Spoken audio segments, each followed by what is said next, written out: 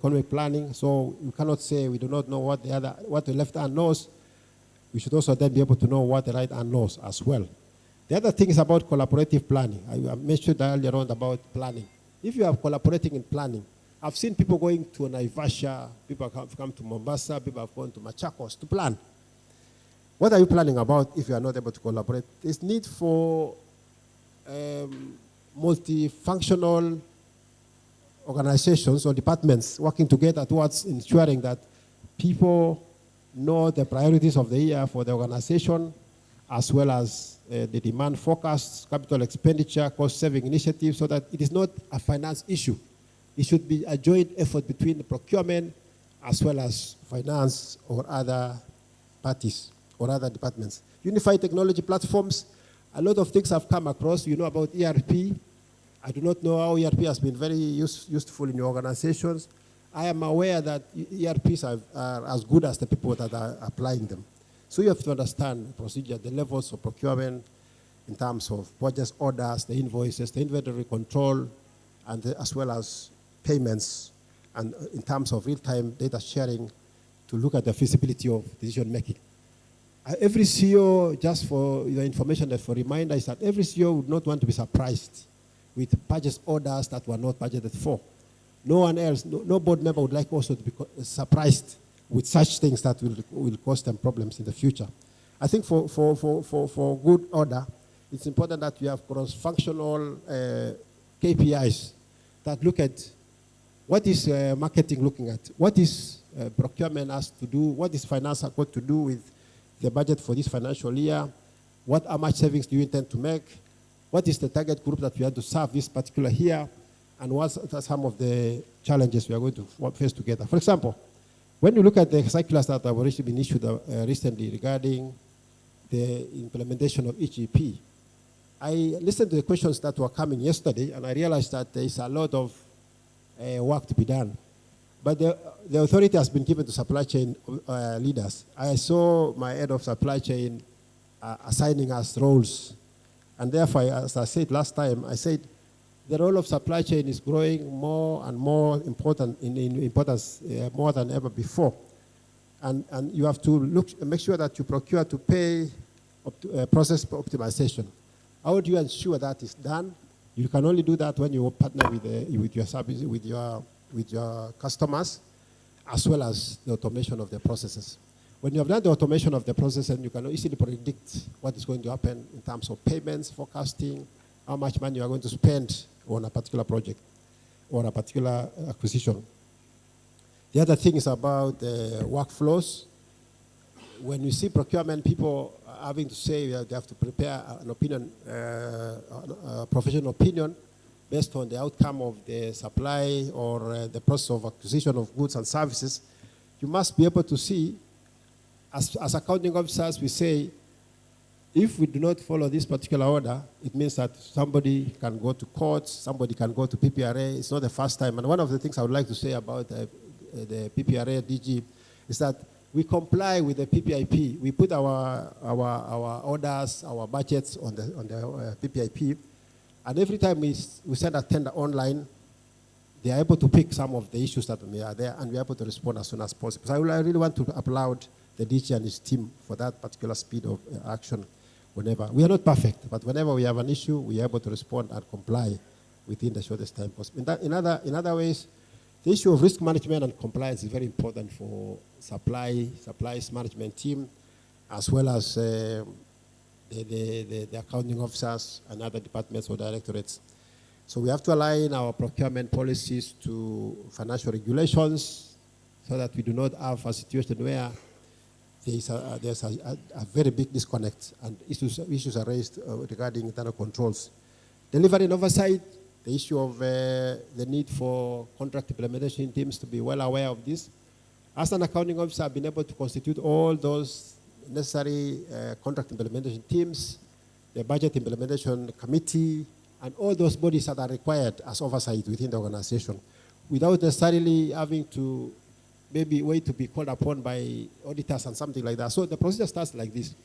We have the targets for the year. And then we come up with the plans, work plans, and then the budgets are prepared, and then the procurement plan is prepared and it's approved. Subsequent to that, then we can implement. And from that experience, I can tell you, colleagues, that it gives us a lot of opportunity to do our service strategic issues together between supply chain management team as well as the other core business of the organization. In terms of some of the benefits of bridging the divide between the finance and supply chain management, there are very many. There are issues of cost efficiency, issues of strategic agility that make sure that we respond faster to the market demands and spending within the budget. Because if you know the budget, I think the joke that was given by the MC read about a young person going to buy something and start with what is important for her. It's also very important. It's a timely one. You cannot go and order something that is good for you in procurement, for example, and leave what is important for marketing or for production for those people in the manufacturing sector. Supplier value optimization is one of the benefits of the bridging the divide between supply chain management and finance. And finally, the financial accuracy. The government of Kenya has done a lot of work in terms of creating knowledge in terms of financial literacy. I'm much aware about what the government of Kenya has done in the basic education sector. A few years ago, when the government was considering changing the education system, introducing competence-based education under what was formerly called CBC, there was a lot of discussion around what should be able to do to ensure future professionals get to know what is supposed to be done. So they started with what is called financial literacy for basic education students. So as early as year 3, students are able to learn about financial literacy, which is about budgeting and also basically basic procurement with the efforts that is important for the future. Now, as I went up, because we look forward to the discussion, why is it important to have a bridge between finance and supply chain management? It's a question about collaboration to avoid misalignments in both the targets and priorities for the organization. And then to overcome some challenges about silo mentality, issues of cost overruns, budget overruns, and all those kind of things, limited cross-functional collaborations, and some of the strategic solutions that are supposed to be borne by all the parties involved is joint budgeting. I dare say if there's joint budgeting, there's budget implementation committee, there's contract implementation teams working together, there's a lot that can be achieved in terms of for the organization. Finally, in terms of shared KPIs, you have to track the costs, the expenditure, and then look at the organizational enablers, things to do with customer briefings, employee training. You have to train the officers. One of the things that we have always done is to ensure that staff members who go for evaluation need to understand what are some of the potential risks that they can face, some of the sanctions that they can come across. So as they go there, they have to know the need for compliance of the mandatory, the technical, all those things that are supposed to be done. So we train the officers, train the board members who are the technical oversight team so that they can be able to assist in decision making. And finally, again, we are saying the impact of this is to be able to reduce losses. No organization would like to hear losses or surprised by an expenditure in terms of budget.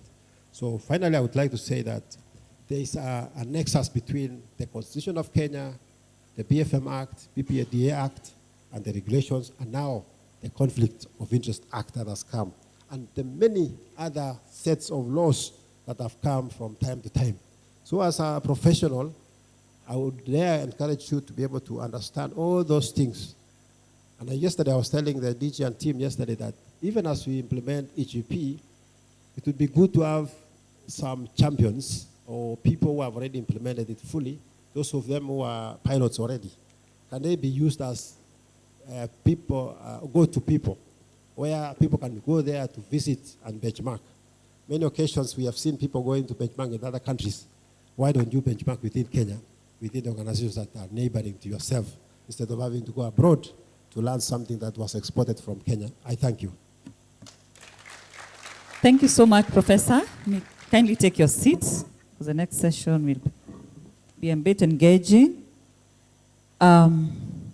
He has talked of abuse of section Article 223 of the Constitution.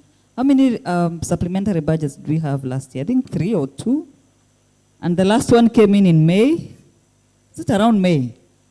And procurement was expected to do miracles and ensure procurements are done by 30th of June.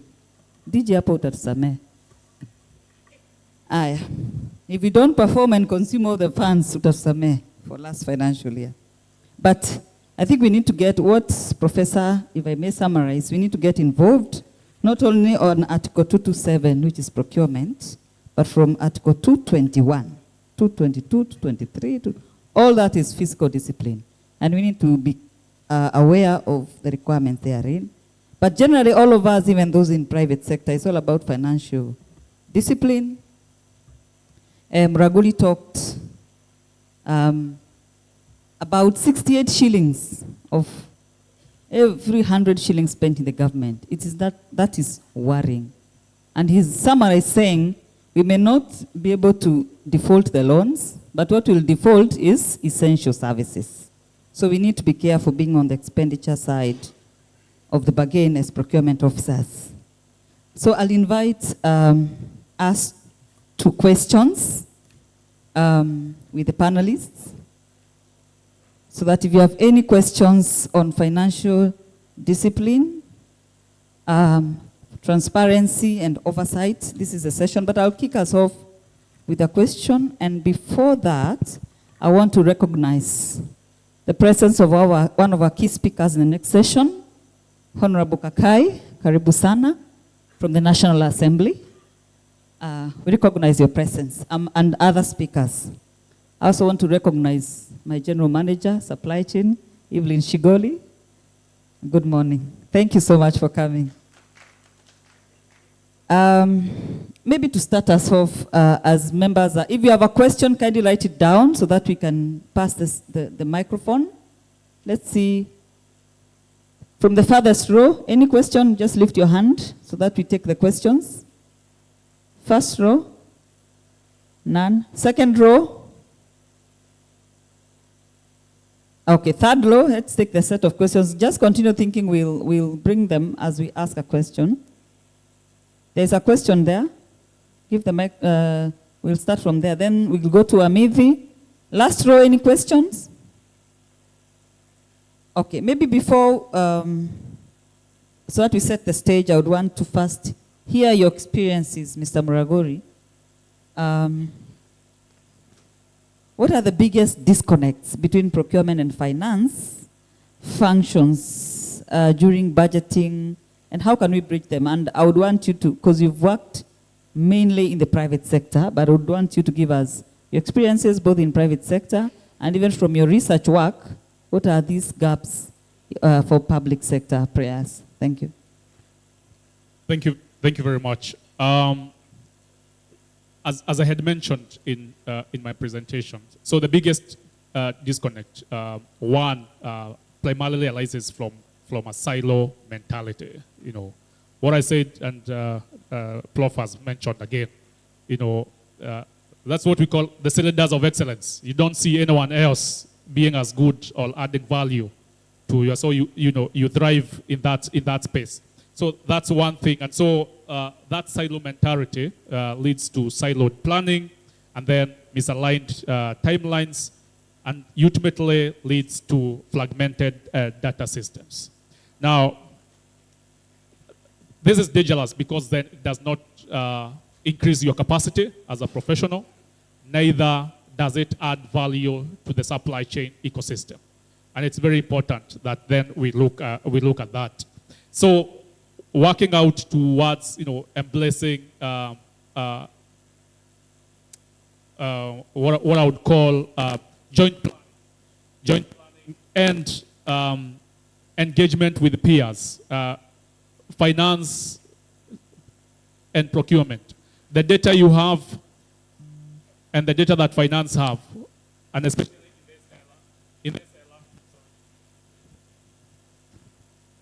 in this era when you're talking about big data and how data is being used to drive decision making, then the only the solution you have, your biggest ally, is your colleagues in other departments like finance.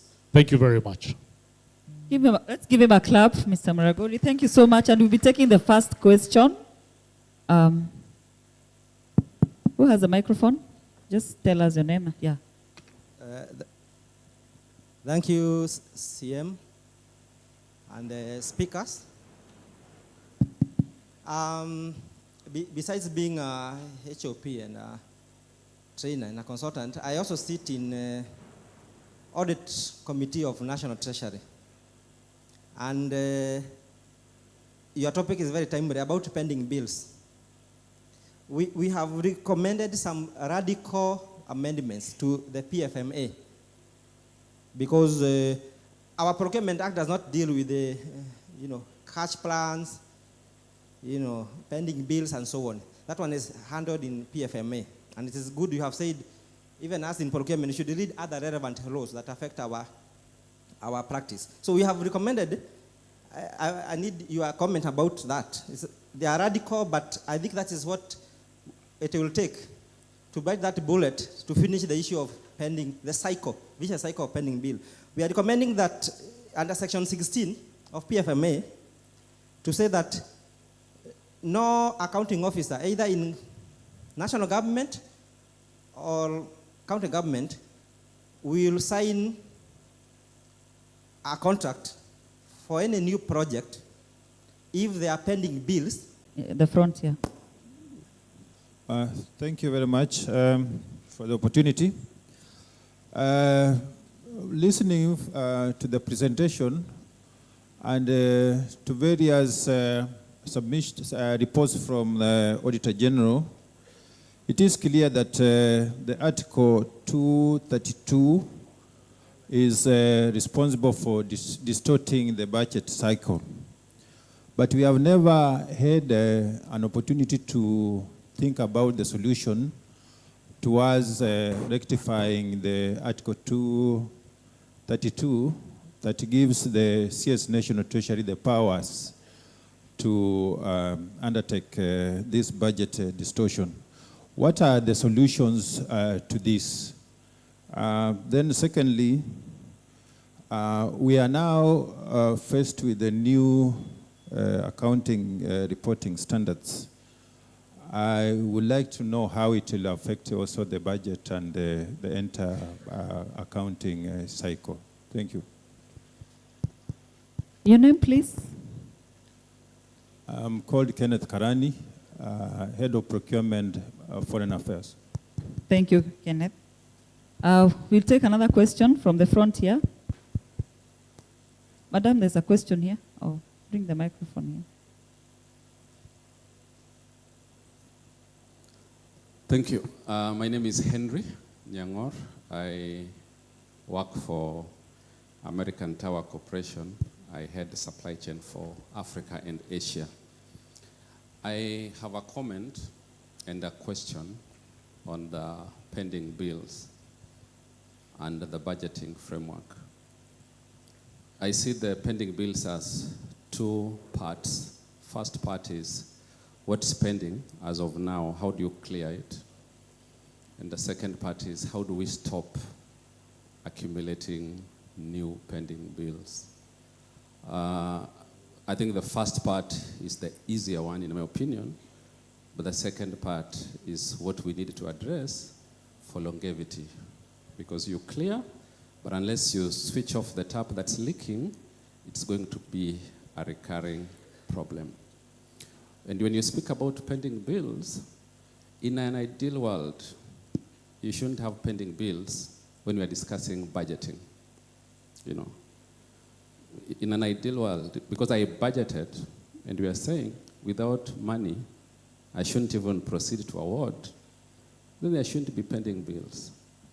But every day we have pending bills.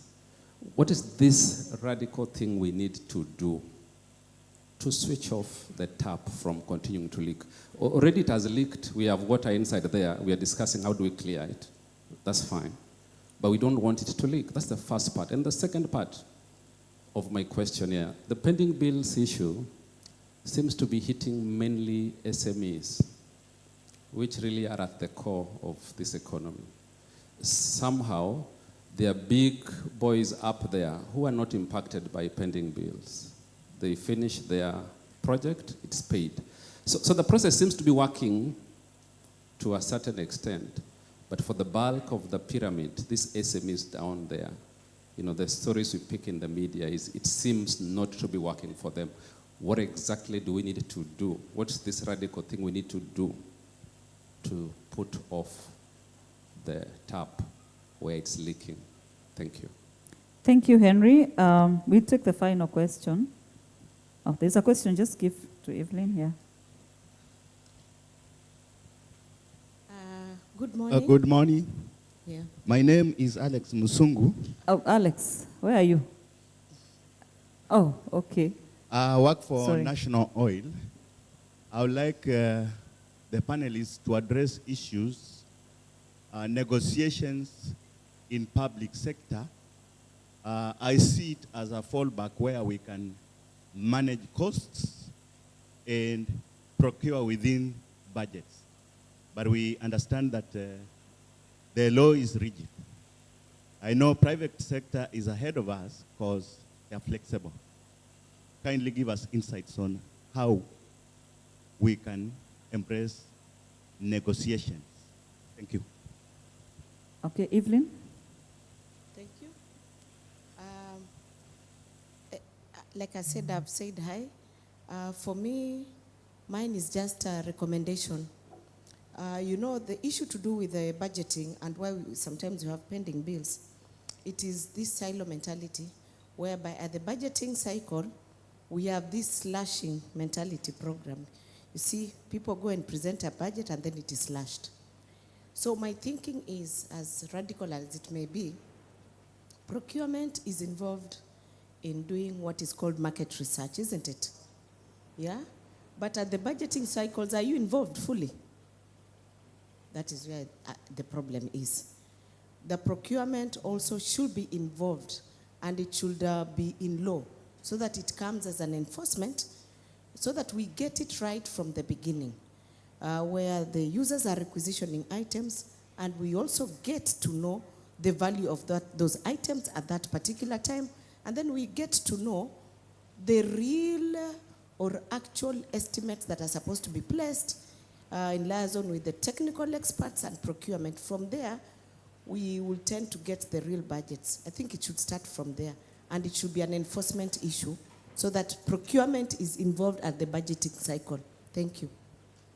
Thank you so much, Evelyn. I think we'll take those questions first. Maybe from Wamidi's comments on the proposed amendment to the Public Finance Management Act.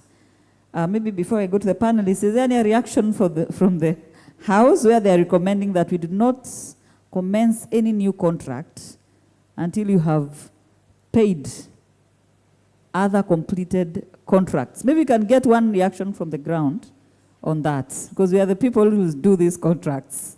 And the tradition has been we continue procuring as we continue incurring debts.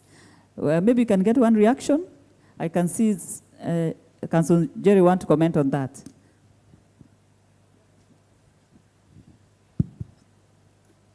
Thank you, CM. I just want to react as a practitioner, because I'm an HOP, but I'm not talking as a council member now. It's a very good recommendation, but I'm looking at the practicality. And especially when my brother Wamidi says that you should not be able to sign the contract as an accounting officer until and unless you are assured that the money has already hit your bank account. So I find that very complicated, because sometimes you may have long-term contracts, which contracts will have to be signed and then execution takes place for a year or so. And then the exchequer will have to come much later. So we may end up now confusing the whole scenario and creating a lot of quagmire. But yes, there is need to really address the issues around the pending bills, because the problem here is because of those pending bills. But probably we need to restructure and do a lot of negotiations so that we have a lot of flexibility, so that in the event that there are those delays, then issues around maybe interest accruing is taken care of. So that is my recommendation, but I don't really support the idea that you wait so that you sign the contract once you have the exchequer eating your account. It may not be very possible, especially in the public sector. Thank you. Thank you, CM Jeremiah OGW. I'll ask Professor to, I know many of us are having a lot of questions around that area, the recommendations by the Audit Committee at National Treasury. But I'll ask Professor to handle the question on Article 232, giving the Cabinet Secretary for Finance powers to keep disrupting the national budget cycle with amendments. And the question on the new accounting standards proposed, I'm sure that's your area, Professor. And maybe talk to it also now with the EGP is in line with those new accounting standards. And maybe you may also address the question, any other of the three questions. Thank you, Professor. Thank you. Thank you so much for the questions. These are indeed very relevant questions for the discussion. And I think from the discussion, I can see that the issue about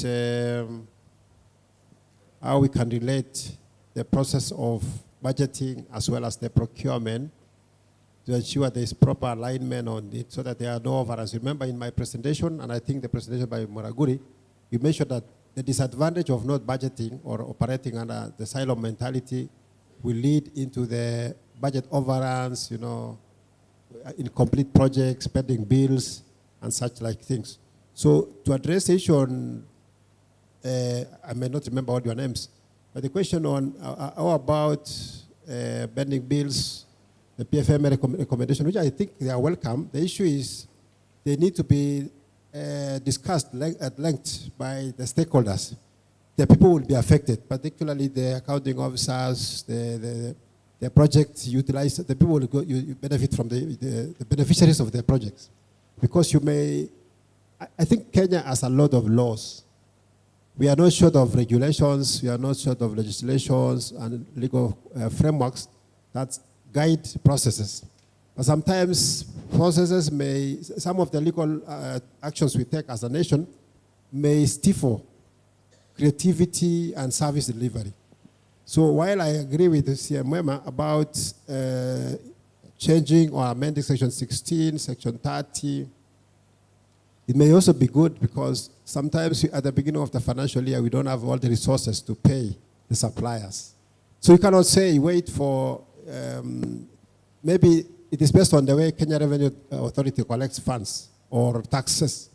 So if you say that before we acquire, let's say a particular, maybe before we undertake a project, say construction of schools or paying school fees or release of exchequer funding to universities, KRA may have collected about, say, 200 million or 200, whatever amount. And then if the accounting officer or the procurement people are supposed to release funds for the universities and colleges to a tune of 500 million, and it only has 200 million, what will happen? You know, people will go on strike. University students go on strike because there is no money in the university.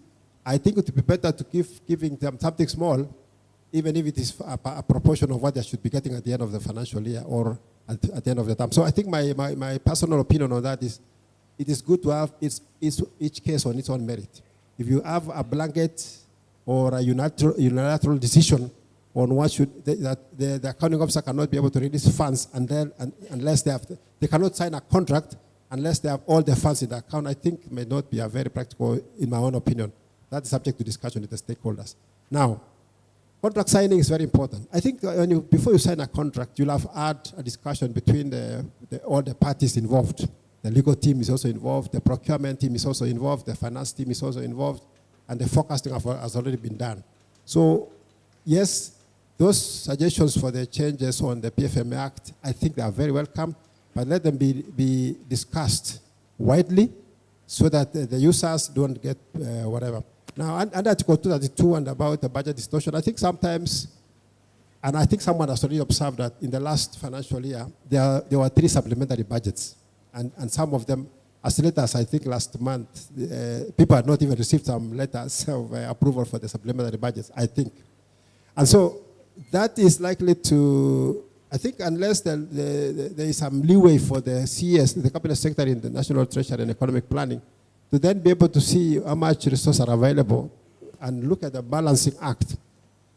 I usually say the CS Treasury is like mothers. You know, mothers know how to balance the money in the house very well to show that they're able to feed all the children. You know, the children can be 10.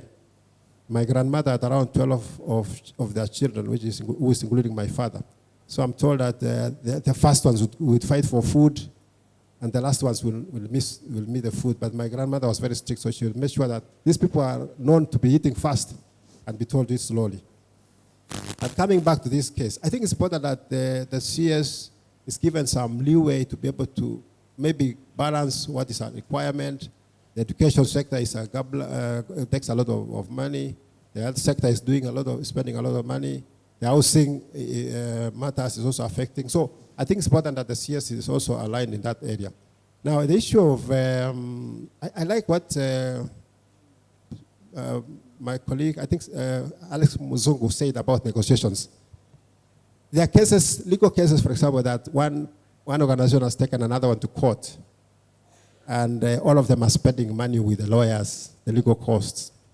And I think the government has given circulars, guidelines for now, people should negotiate instead of going to court to take one to the court. So negotiations at all times, negotiations with suppliers when it is necessary and in a very transparent manner, it would be very, very important. Now coming to the issue of the issue regarding pending bills, it's a very hot discussion. There was already a committee, a task force that was in place to try to identify genuine, and I sit on the ISPA Council. Some of our members were involved in the process of going through the pending bills. And it turns out that almost, I think only 60% of it is actually payable. The rest of it was not very clear, because some of them, there was no supply. There was no road. Some contractors are claiming some payments for a road that was not even in place. But they have all the documentation. So I think I agree with what Henry Nyang'ori is saying, that we should then tighten the belts, tighten the loose ends, so that at least by the time somebody presents a fee note or an invoice for payment, there must be clear evidence that a supplier has actually made a supply or a contract has already been signed based on whatever is about. I have always thought that, for example, if in the county government somebody says that I did as a particular project, is there a way we can then engage the citizens of that county to confirm that indeed they have seen a road or they have seen a certain building? Because some of those pending bills, as I'm told, are so much, but whatever they are supposed to have done are not there. I think I've been able to, the comment from Evelyn was a suggestion, and I think the issue about Njeru, I think it was also a suggestion. So I think I've answered all the questions, unless there's one which I've forgotten to answer. But thank you so much. Also answer something else. Thank you, Professor. And I'm sure the issue of how to confirm whether there's a road or not now has been sorted on EGP. I think for those who've gone through training, the EGP will be taking the GPRS coordinates of the project, such that DG Wanjuki does not need you present to go and confirm whether there's a road. Uncle Sam does not need you present. He can check from the system. You know who is Uncle Sam, eh? Uncle Sam can check from the system, see where the project is, and even confirm. But before that, we need to have integrity and self-regulate ourselves to avoid, especially even as we talk of pending bills, creating more bills for non-existent projects. So finally, I want to ask Muraguri maybe to give a comment on Nyang'or's idea of how do we stop so that we are not creating a pool trying to clean out the water from the room and still opening the taps to create more water into the room. Maybe you could respond to that and any other as we close. Thank you. Thank you very much. So this question of pending bills is, how we stop it is a difficult one, but we must address it. I know we are moving to accrual accounting, and that would sort that one out. And I would like Prof to speak a little bit on accrual because it means there's a definite matching principle question. Revenue must be matched to the expenditure. And I think that will really help us. Plus now the automation around AGP, that comes it. But also, I think we are not finding enough sanctions around professionals. Let's be honest to ourselves. There must be sanctions. Because if the procurement team finalizes, you have awarded and you have certified that goods were delivered. So why is someone not being paid? That's a question. Because the procurement people do not pay. Somebody else pays. So why is it? And most likely it's a finance function. We must see sanctions being applied in these questions. But to be very honest with ourselves, it's a question of corruption. It's corruption. It's which invoice gets to give adequate kickbacks. Let's not lie to ourselves on this issue. So if my invoice doesn't have enough kickback, then I won't be paid. I'll be taken round, and I supplied. But that person who did 2 kilometers instead of 5 kilometers will have the 5 kilometers paid for the road because there is sufficient financing for corruption. And also the other question was allowing oversight, PFM oversight in institutions, the space. The Auditor General needs to be funded adequately. The controller of budget needs to have access, proper access. The question around denying the controller of budget access to accounts, some bits of accounts at central bank, it's neither here nor there. Because then, automating COB properly will then ensure that when COB approves payment to the county level, then we can follow through that this payment, we are not going to approve any other payment if you do not pay the correct invoice. Whatever requisition you made must be consistent to the payments that were authorized, and we can clearly see that the payment vouchers are the correct. So I think that's the question that we're asking, how do we stop this question, right? And I'm sure the EGP also makes sure that we are going to pay the right person. When money, the question around exchequer, release, it ensures that then we are paying the right person, the right amount, and we are not, you negotiate your kickbacks out there, but we have paid the right person. We are not denying the rightful supplier their money just because they have no capacity to pay us back. I think the propositions around the amendments to the Act, I like them.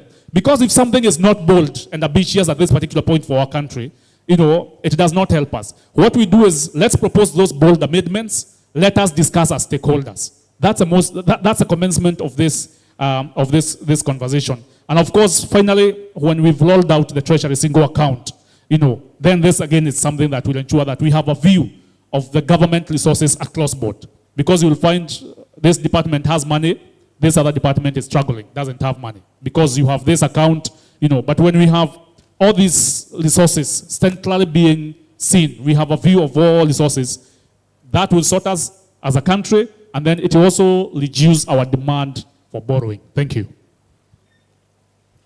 Thank you so much. I think, Professor, you want to comment something here? Yes, okay. I just wanted to say, I forgot to say about the transition to accrual accounting. I think that has been in discussion for some time. The intention is so that we avoid this pending bills thing. I think to answer Henry, the question is, how do we account for the monies that are not being able to be provided for? So moving from cash accounting to accrual accounting is expected to provide a solution to this matter of pending bills. And therefore, for more discussion on that, we can have more later on. Thank you. Thank you so much. And I'm sure you'll be talking more of this in the afternoon when we have the EGP team, so that we see how we can minimize this. I think, as has been mentioned, EGP is one of the tools that will help us manage or stop the tap from increasing our pending bills. I think without much ado, that comes to the end of our discussions for this session. And I would want us to give a clap to our two gentlemen. They've handled a very, very not so easy topic in a very good way, and I'm hoping, unless it's is there any burning question? I'm sure there's none, because we are standing between you and tea and stretching. So maybe we put our hands together for the two gentlemen and give them 3 heavy claps. Let's go. Thank you so much, and I'll invite CEO to take over the program from there. Thank you.